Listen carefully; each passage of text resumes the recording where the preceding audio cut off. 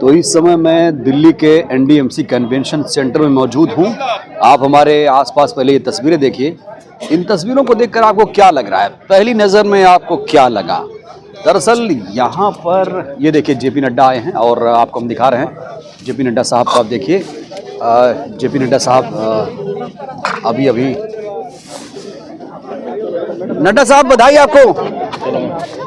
आराम से साइड हो जाएंगे सब।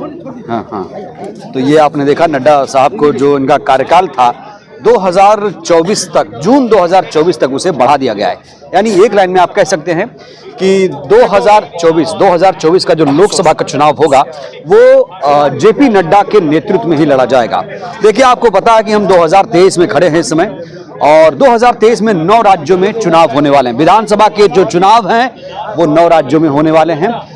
मध्य प्रदेश, छत्तीसगढ़, राजस्थान, कर्नाटक, तेलंगाना, मेघालय, त्रिपुरा, मिजोरम और नागालैंड, ये 9 राज्य हैं जहां पर चुनाव होने वाले हैं। और देखिए, अभी भी जेपी नड्डा गए हैं। जेपी नड्डा का ही बयान है कि अगर, आइए आपको दिखाते हैं, उनका ही एक बयान है।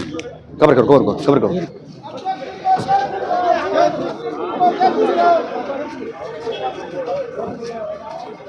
तो आपने देखा ये जेपी नड्डा की गाड़ी है और इनका जो कार्यकाल है 2024 जून तक बढ़ा दिया गया है। 9 राज्यों में ये चुनाव होने वाले हैं और जाहिर सी बात है ये 9 राज्य बहुत सारी चीजें तय कर देंगे। हालांकि आप इन माहौल से, गहमा गहमी से आप समझ सकते हैं कि 2024 का जो चुनाव है बहुत ज्यादा महत्वपूर्ण है। और एक बार देखिए 2014, 2019 और 2024 की जो तैयारी है भव्य तरीके से शुरू हो चुकी है। उसका जो प्लॉट है तैयार हो रहा है। राम मंदिर 1 जनवरी 2024 को बनकर तैयार हो जाएगा और बहुत सारे मामले भी हैं। हालांकि अब नड्डा ने क्या कहा था? नड्डा ने कहा था कि 2023 का जो विधानसभा का चुनाव है, ये 9 राज्यों के विधानसभा चुनाव हम जीतेंगे और यही जीत, सारे राज्यों में यही जीत बताएगी कि लोकसभा चुनाव में क्या होने वाला है। देखिए, बड़ी बात क्या है? बड़ी बात आप ये समझिए कि अभी हम मध्य प्रदेश की बात करूं, मध्य प्रदेश में इस समय शिवराज की सरकार है, यानी बीजेपी की सरकार है। राजस्थान में गहलोत की सरकार है। छत्तीसगढ़ में भूपेश बघेल की सरकार है। कर्नाटक में बीजेपी की सरकार है। तेलंगाना में बीजेपी की सरकार नहीं है, गैर बीजेपी शासित राज्य है। और पूर्वोत्तर राज्य की बात करूं, जहां पे 7 सिस्टर प्लस 4 राज्यों में वहां पर चुनाव है, यानी मेघालय, त्रिपुरा, मिजोरम, नागालैंड।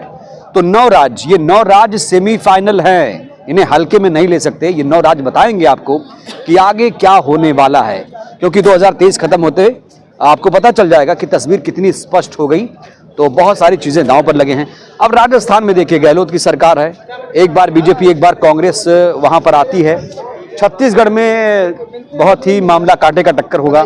और खास बात करें मध्य प्रदेश में, तो वहां पर तो दावे दोनों तरफ से जोर शोर से किए जा रहे हैं।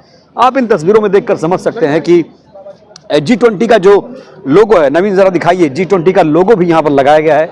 वसुधैव कुटुंबकम, 1 अर्थ, 1 फैमिली, 1 फ्यूचर। और ये गर्व की बात है देश के लिए कि भारत G20 की अध्यक्षता कर रहा है। और देखिए आप, भारतीय जनता पार्टी राष्ट्रीय कार्यकारिणी की बैठक है 17 जनवरी, यानी आज ये बैठक आखिरी दिन है, खत्म हो जाएगी। इसका जो स्लोगन है ये आप नोट करिए, स्लोगन देखिए, गरीब कल्याण हमारा संकल्प।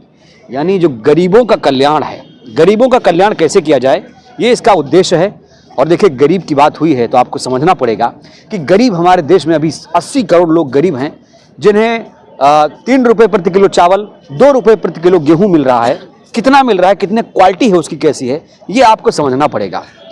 तो कुल मिलाकर ये भव्य समारोह, आखिरी दिन आज। और ये देखिए नवीन, इसको दिखाई जरा, बड़ा सा बैनर, सबका साथ, सबका विकास, सबका विश्वास। ये बहुत महत्वपूर्ण लाइन है भारत को एकजुट करने के लिए। प्रधानमंत्री जब भी बोलते हैं तो कहते हैं कि 140 करोड़ की जनता, वो कभी भेदभाव नहीं करते अपने बयानों में।